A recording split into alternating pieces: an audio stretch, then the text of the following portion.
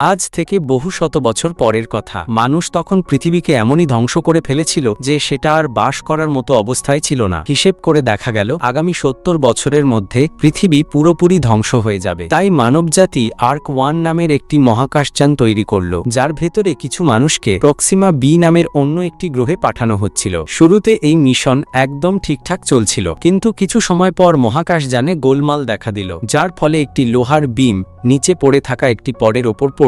সেই পরে শুয়েছিল শেরন নামের একজন নারী। শেরনের ঘুম ভাঙতেই সে পরিস্থিতি বুঝতে পেরে দ্রুত তার অন্য সঙ্গীদের জাগাতে শুরু করল। একই সাথে সে এই দুর্ঘটনার কথা লেফটেন্যান্ট স্পেন্সারকে জানালো। এরপর তারা দুজনে মিলে সবাইকে বাইরে বের করতে লাগলো। সবাই দ্রুত তাদের হেলমেট পরছিল। তখনই ব্রেন্ট নামের একজন মানুষ দেখল যে একটি লোহার বিম ক্যাপ্টেনের পরের ওপর পড়ে আছে, যার ফলে তাকে ওঠানো কঠিন ছিল। তাই সে ওই বিমটি সরাতে লেগে পড়ল। শেরনের নজর তার ওপর পড়তেই সে প্রথমে ব্রেন্টের হেলমেট পরালো। এরপর ব্রেন্টকে সেখান থেকে বাইরে নিয়ে এলো, কারণ সে জানতো যে তারা কোনো অবস্থাতেই এখন ক্যাপ্টেনকে বাইরে বের করতে পারবে না। একটি নিরাপদ জায়গায় পৌঁছানোর পর সবাই তাদের হেলমেট খুলে ফেলল। এরপর শেরন এবং স্পেন্সার এই দুর্ঘটনার খবর কমান্ডিং অফিসারকে জানানোর সিদ্ধান্ত নিল। কিন্তু যখন তারা দুজনে তার ঘরের কাছে পৌঁছালো, তখন দেখল যে তাদের মহাকাশযানের একটি পুরো অংশ উধাও হয়ে গেছে। কমান্ডিং অফিসারের উধাও হয়ে যাওয়ার পর শেরন এই দায়িত্ব নিজের কাঁধে তুলে নেওয়ার সিদ্ধান্ত নিল। এরপর সবার প্রথমে সে সবার একটি মিটিং ডাকলো। আসলে তাদের মহাকাশযান আর্ক 1-এ একটি অজানা সমস্যা দেখা গিয়েছিল, যার কারণে তাদের একটি পুরো অংশ ভেঙে আলাদা হয়ে গিয়েছিল। আর এই কারণেই তারা সবাই নির্ধারিত সময়ের 1 বছর আগেই জেগে উঠেছিল। আসলে শেরন ও তার সব সঙ্গীরা প্রক্সিমা বি নামের একটি গ্রহে যাচ্ছিল, কিন্তু এখন সীমিত খাবার ও পানির কারণে তাদের প্রতিটি জিনিসের দিকে নজর রাখতে হচ্ছিল। তবে শেরনের বিশ্বাস ছিল যে তারা তাদের মিশনে অবশ্যই সফল হবে, কারণ তারা পৃথিবীতে থাকা মানুষের শেষ ভরসা ছিল। মিটিং এর পর অ্যাগনেস নামের একজন ছেলে শেরনকে বুদ্ধি দিল যে তারা মহাকাশযানের ভেতরে সবজি ফলাতে পারে। শেরনের এই বুদ্ধি খুব পছন্দ হলো এবং সে সাথে সাথেই সেই অংশে বিদ্যুৎ পাঠানোর আদেশ দিল। কিন্তু যখন স্পেন্সার এই বিষয়ে জানতে পারল, তখন সে একদমই খুশি ছিল না। সে শেরনকে এত বড় সিদ্ধান্ত নেওয়ার আগে তার সাথে আলোচনা করতে বলল, কারণ এর কোনো নিশ্চয়তা ছিল না যে আসলেই ফসল ফলবে কি না। তার পুরো কথা শোনার পর শেরন সবার প্রথমে তার ভুলের জন্য তার কাছে ক্ষমা চাইল এবং একই সাথে সে স্পেন্সারকে সতর্ক করল যে পরের বার সবার সামনে বিদ্রোহ করার আগে দুবার যেন ভেবে নেয়। এরপর এই বিষয়ে সিদ্ধান্ত নেওয়ার জন্য একটি বোর্ড মিটিং ডাকা হলো, যেখানে সবাই শেরনের পরিকল্পনার সাথে যাওয়ার সিদ্ধান্ত নিল। তখনই হঠাৎ করে মহাকাশযানে অক্সিজেনের সরবরাহ দ্রুত গতিতে কমতে লাগলো। আর এই সমস্যা ঠিক করার জন্য মহাকাশযানের লাইফ সাপোর্ট অফিসার জ্যাসপারকে ডাকা হলো, কিন্তু জ্যাসপারকে কোথাও দেখা যাচ্ছিল না। তাই সব ক্রু সদস্য আবার তাদের হেলমেট পরা শুরু করলো। কিন্তু ওদিকে ডোরান লেইলা নামের একজন মানুষ হেলমেট ছাড়াই মেডিকেল রুমে আটকে ছিল। তবে তখনই সৌভাগ্যক্রমে সে একটি অক্সিজেন সিলিন্ডার পেয়ে গেল, যা পরে সে বাইরে বের হওয়ার পথ খুঁজতে লাগলো। ওদিকে সিকিউরিটি হেড ফিলিক্স অবশেষে জ্যাসপারকে খুঁজে বের করলো। এরপর তাকে ডেকে সাহায্য করার জন্য আনা হলো। কিন্তু এই সমস্যা ঠিক করার পরিবর্তে জ্যাসপার এমন একটি তথ্য প্রকাশ করলো যা সবাইকে অবাক করে দিল। জ্যাসপারের মতে সে আসল জ্যাসপার ছিলই না, বরং সে কিছু অফিসারকে টাকা খাইয়ে এই মিশনে এসেছিল। আসলে বিজ্ঞানীদের মতে পৃথিবীর কাছে তখন মাত্র ৭০ বছরই অবশিষ্ট ছিল, কিন্তু জ্যাসপারের তাদের এই কথা বিশ্বাস ছিল না এবং তার মনে হতো যে হয়তো পৃথিবী আরো আগে শেষ হয়ে যাবে। তাই সে যে কোনো মূল্যে এই মিশনের অংশ হতে চেয়েছিল। এটা শুনে শেরন খুব রেগে গেল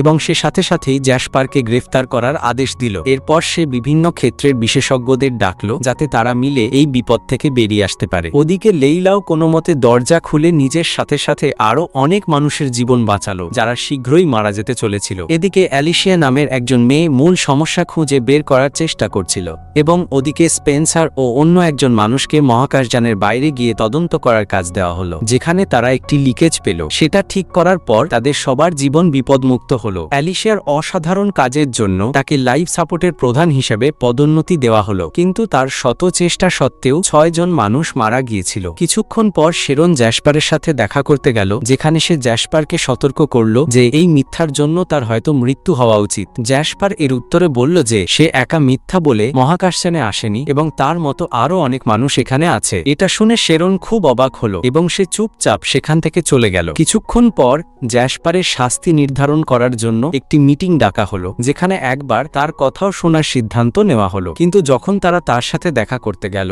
তখন দেখলো যে কেউ জ্যাসপারের গলা কেটে তাকে আগেই মেরে ফেলেছে। পরের দিন যখন স্পেন্সার ও তার সঙ্গী বাইরে থেকে মহাকাশযানের মেরামত করছিল, তখনই হঠাৎ করে অনেক আবর্জনা এসে তাদের সাথে ধাক্কা খেল। এতে স্পেন্সারের স্পেন্সারের শুধু সামান্য আঘাত লাগলো, কিন্তু তার সঙ্গী প্রাণ হারালো। এরপর যখন স্পেন্সার ফিরে এলো তখন সে মহাকাশযানে অনেক সন্দেহজনক কথা শুনতে পাচ্ছিল, যেমন তাদের 1 বছর আগে ঘুম থেকে ওঠা, কমান্ডিং অফিসারের উধাও হওয়া এবং এখন জ্যাসপারের খুন। কিছুক্ষণ পর স্পেন্সার ডিপার্টমেন্ট হেড জেমসের সাথে শেরনের বিষয়ে কথা বলল, যে কিভাবে শেরন তাদের সাথে ট্রেনিং করেনি এবং সে সরাসরি উৎক্ষেপণের দিন সেখানে এসেছিল, আর এখন কমান্ডিং অফিসারের উধাও হওয়ার পর কিভাবে সে নিজেকে ক্যাপ্টেন ঘোষণা করে দিল। ওদিকে সিকিউরিটি হেড ফেলিক্স জ্যাসপারের হত্যার তদন্তের সময় জানতে পারল যে জ্যাসপারের ঘরে কে গিয়েছিল এবং বেরিয়েছিল সেই সব রেকর্ড উধাও ছিল। কিছুক্ষণ পর হঠাৎ করে অ্যাগনেসের ফার্মে একটি পানির পাইপ ফেটে গেল, যার পর তাদের কাছে মাত্র 3 দিনের পানি অবশিষ্ট ছিল। এই সব কিছুর পর যখন অ্যাগনেস পানি পরিষ্কার করছিল তখনই তার নজর সেখানে থাকা একটি ব্লেডের ওপর পড়ল,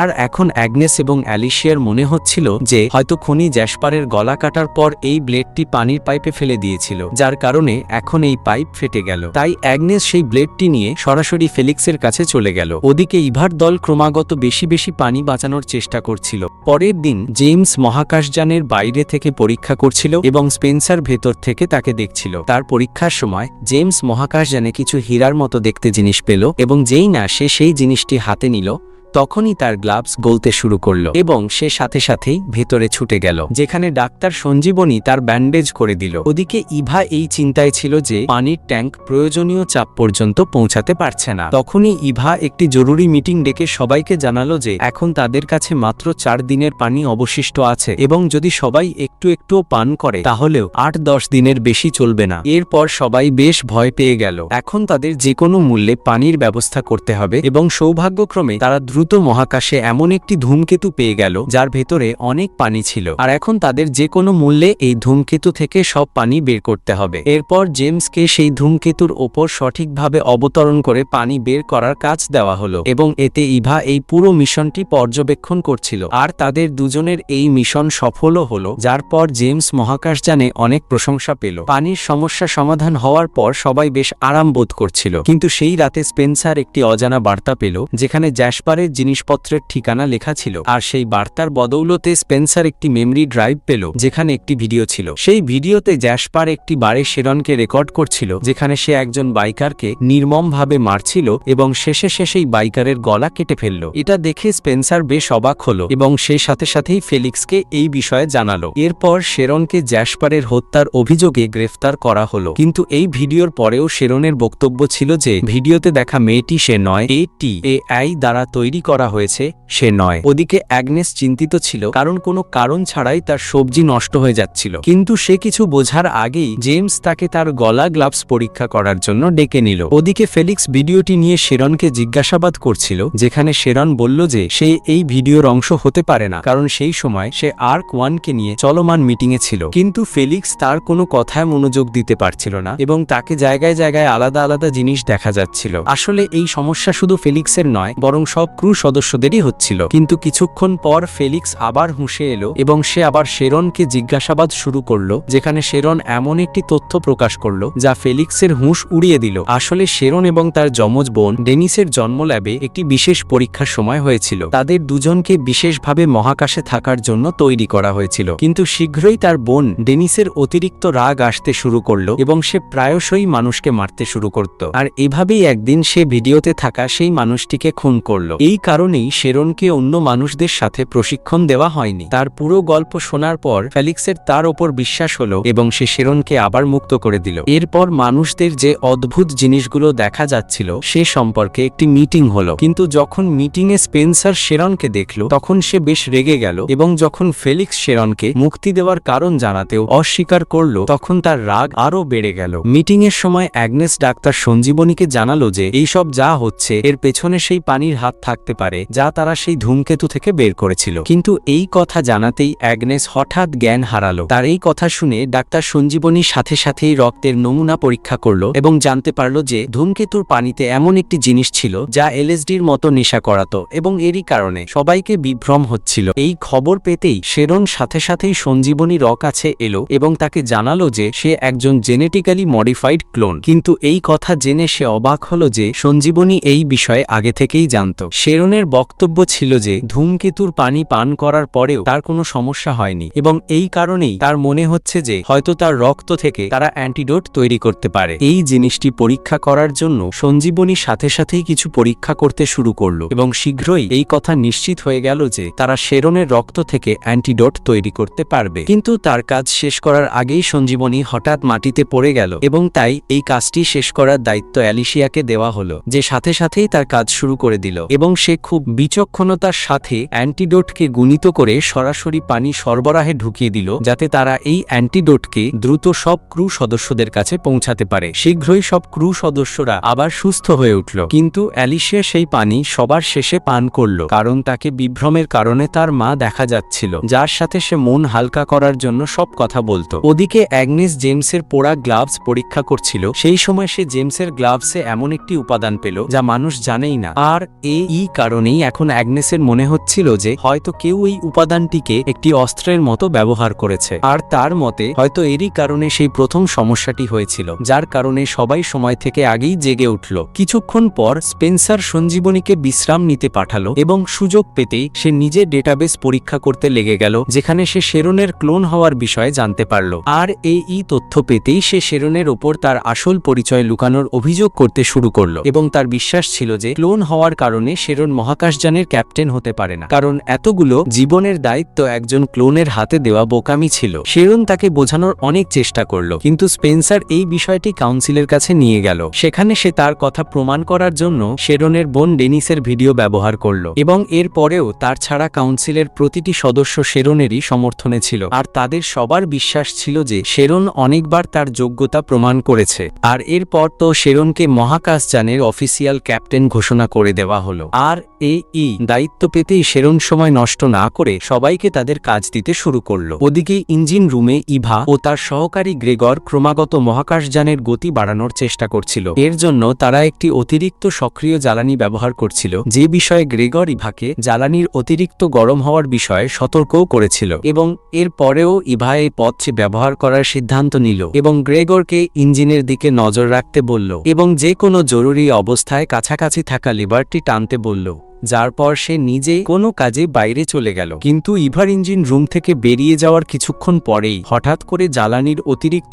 গরম হওয়ার কারণে চারদিকে তেজস্ক্রিয় বিকিরণ ছড়িয়ে পড়ল। আর সব এত দ্রুত হলো যে গ্রেগর সেই লিভারটি টানার আগেই বিকিরণের কবলে পড়ে গেল। কিছুক্ষণ পর জেমসের নজর মহাকাশযানের কমে যাওয়া গতির উপর পড়ল এবং যখন সে শেরনকে এই কথা জানালো, তখন তাদের দুজনেরই সন্দেহ জ্বালানি ট্যাঙ্কের বিস্ফোরণের দিকে গেল। আর তাদের সন্দেহ দূর করার জন্য যখন তারা গ্রেগরের সাথে যোগাযোগ করার চেষ্টা করলো, তখন তাদের সামনে থেকে কোনো উত্তর পাওয়া গেল না, যার পর তারা ইভাকে দ্রুত ইঞ্জিন রুমে যেতে বলল। কিন্তু যখন ইভা ইঞ্জিন রুমে পৌঁছালো, তখন সে দেখল যে বিকিরণের কারণে ইঞ্জিন রুমের দরজা স্বয়ংক্রিয়ভাবে লক হয়ে গেছে। এটা দেখেই ইভা খুব ভয় পেয়ে গেল এবং সে সাথে সাথেই এই তথ্য শেরনকে জানালো, যার পর সব ক্রু সদস্যরা বিকিরণকে নিষ্ক্রিয় করার উপায় খুঁজতে লেগে গেল। ওদিকে জ্যাসপারের রক্তের তদন্তের সময় ফেলিক্স জানতে পারল যে অ্যালিসিয়ার ট্যাবলেট থেকে স্পেন্সারকে একটি গোপন বার্তা পাঠানো হয়েছিল, যেখানে জ্যাসপারের মেমোরি কার্ডের তথ্য ছিল। আর যখন অ্যালিসিয়াকে এই বিষয়ে জিজ্ঞেস করা হলো, তখন সে জানালো যে তার ট্যাবলেট কিছুক্ষণ লেইলার কাছে ছিল।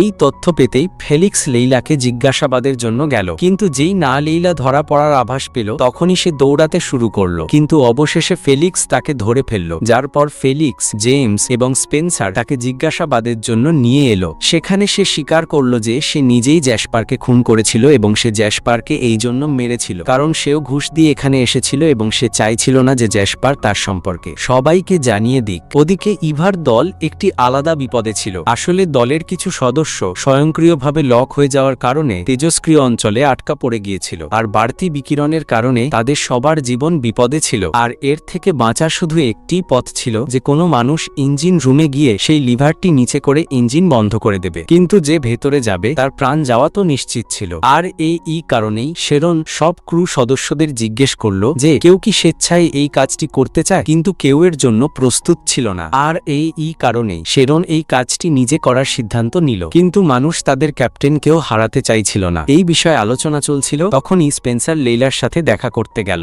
স্পেন্সার লেইলাকে পুরো কথা জানালো যে যদি এই সমস্যাটি দ্রুত ঠিক না করা হয় তবে কেউ বাঁচবে না, এবং যদি তাদের মিশন শেষ না হয় তবে মানব জাতির বিনাশ নিশ্চিত। এটা শুনে লেইলা সিদ্ধান্ত নিল যে এতদিন সে শুধুমাত্র নিজের জন্য বেঁচেছিল, কিন্তু এখন সে তার ভুলগুলো ঠিক করার জন্য ভেতরে যেতে প্রস্তুত হলো। এরপর লেইলা একটি সুরক্ষামূলক পোশাক পরে প্রতিক্রিয়াশীল ঘরের ভেতরে প্রবেশ করলো, যেখানে মাটিতে অনেক লাশ পড়েছিল। কিন্তু লেইলা এই সব জিনিসকে উপেক্ষা করে এগিয়ে যেতে লাগলো এবং যখন সে মূল ইঞ্জিন রুমের কাছে পৌঁছালো তখন সে দেখল যে সেই ঘরের দরজা স্বয়ংক্রিয়ভাবে লক হয়ে গেছে, কারণ সেই ঘর থেকেই সব বিকিরণ বের হচ্ছিল। কিন্তু এর পরেও লেইলা তার যোগ্যতা দিয়ে সেই দরজা খুলে লিভারটি টান দিল, যার পর বিকিরণ বের হওয়া বন্ধ হয়ে গেল। আর তার এই সাহসিকতা সবার মন জয় করে নিল এবং এত তীব্র বিকিরণের কারণে লেইলা সাথে সাথেই মারা গেল। আর সে মহাকাশযানে থাকা সব মানুষের জীবন বাঁচিয়ে তার প্রায়শ্চিত্ত পুরো করল এবং মানবজাতিকে নিজেকে বাঁচিয়ে রাখার একটি সুবর্ণ সুযোগ